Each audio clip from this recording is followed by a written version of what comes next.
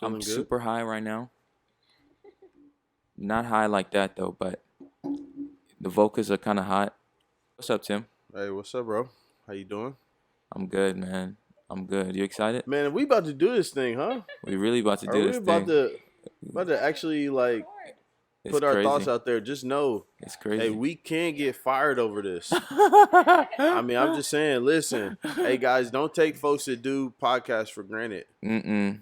They I mean, especially people that's not doing it professionally. Like I have another job And another job. and another job, And you get what I'm another saying? job. Got like And two kids. jobs. Welcome, guys. This is the 50 Shades of Melanin podcast. My name is Emmanuel. My name is Julie. My name is Danielle. And I'm Tim. Yes, so this is the first episode. And if you have social media, if you have anything, right, you know everything that's going on. The killings of Ahmaud Arbery, Breonna Taylor, George Floyd. And so we just want to take some time to just talk through and process, man, what's been going on. So, you're so you're scrolling through Instagram, Twitter, whatever. Maybe you get a call from someone, and you hear about Ahmaud Arbery, his killing, and then you hear about Breonna Taylor, and then you hear about George Floyd. Um, what was going through y'all's minds when y'all heard about all of this? What were some of the emotions y'all felt, and what were y'all thinking?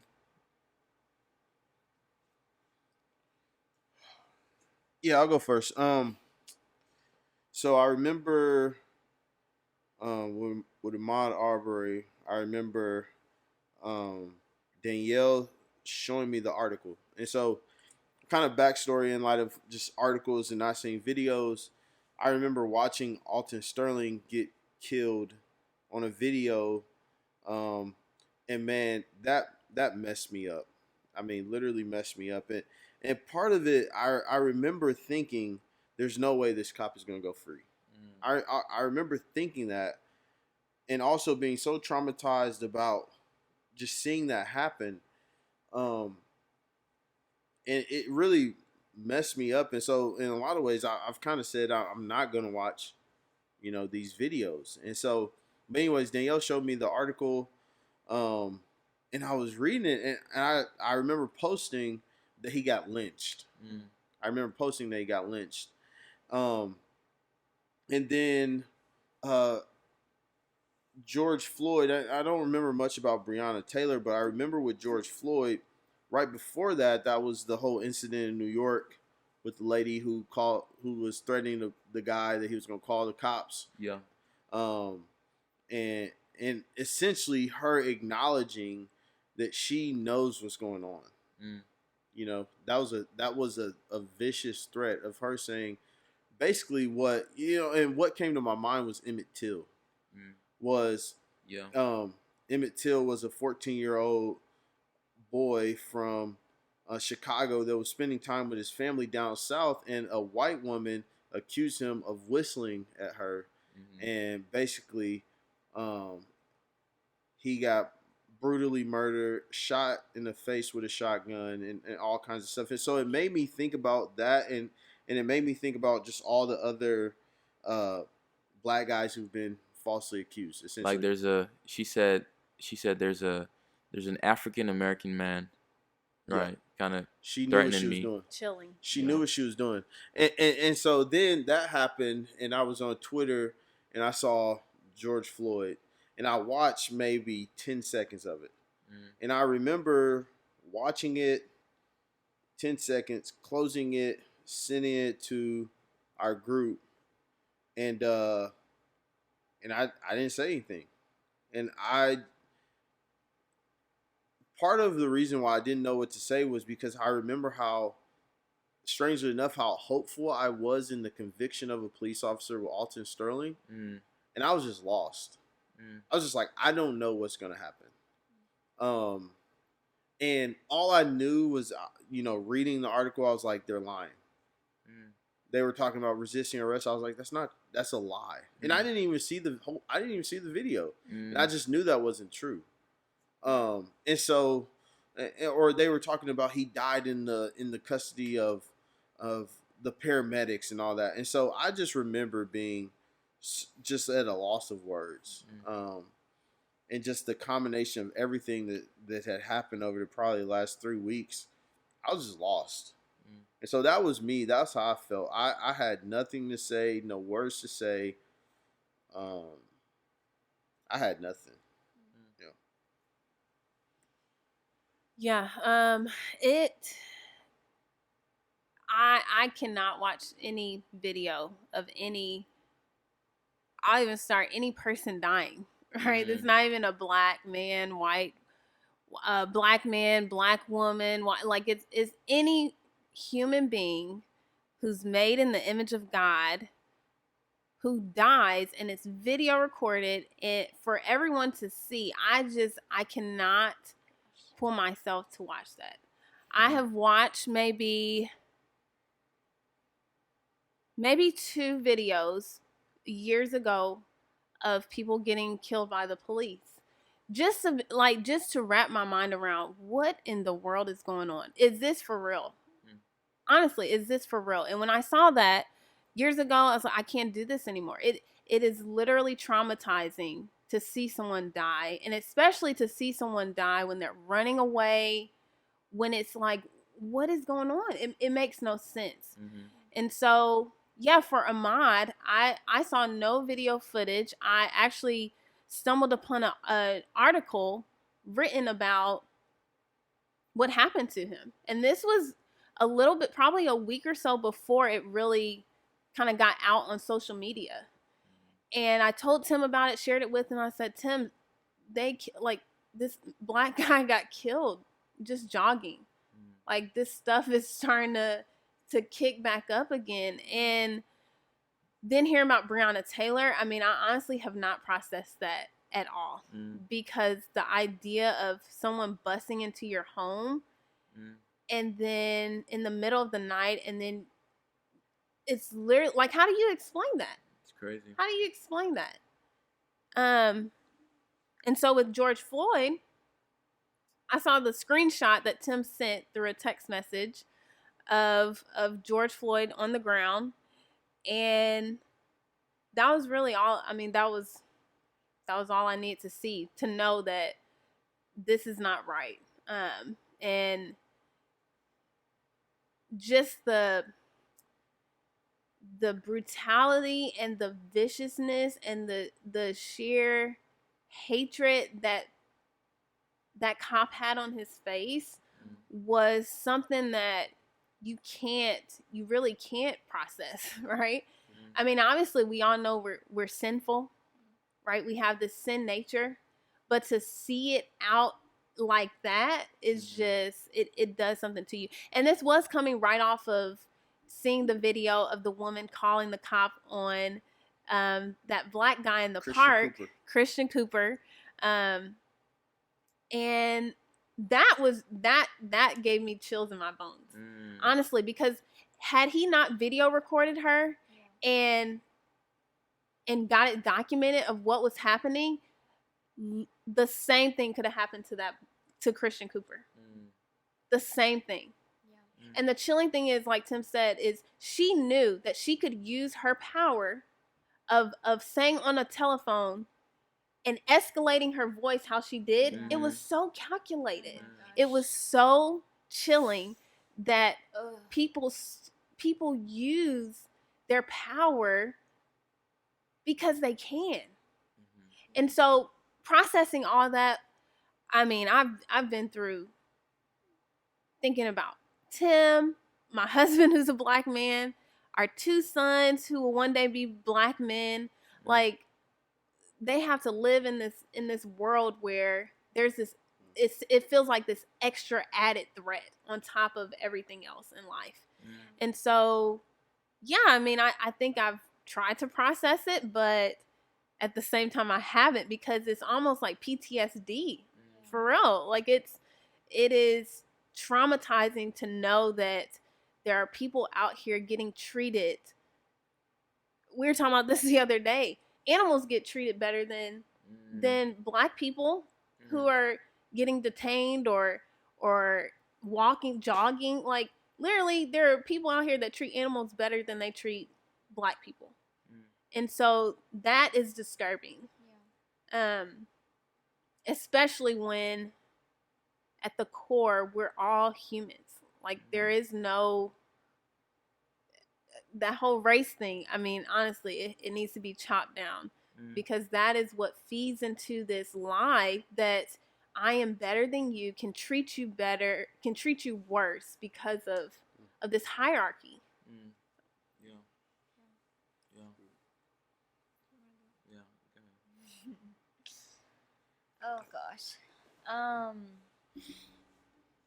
Yeah. So so I did not get to see the video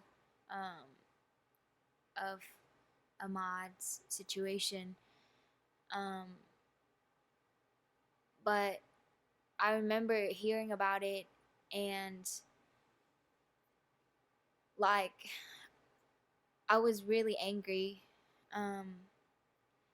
because in like the first thought that popped into my head was like, if this guy was guilty, like who gave the rights to two other humans to take his life away from him because of a crime that he committed on the street? Yes, like that's like that's not a right for any human to take another human's life on any account. And so like so even if he was guilty, so this guy wasn't guilty, so it's just a lot of layers of injustice in that. And so I was really angry because of that. And I mean, just angry thinking that these men, just because they're white, like they can do things like this and might not get in trouble if the video wasn't public. And so that's really irritating to think about for me. And then it led to like just being really sad and burdened for my black friends, and even like my husband. And thinking about that, I got really scared. And thankfully he doesn't like jogging. Amen. Because like this could have happened to him. Like somebody could have said, this guy looks suspicious, or he looks like someone that broke into my house.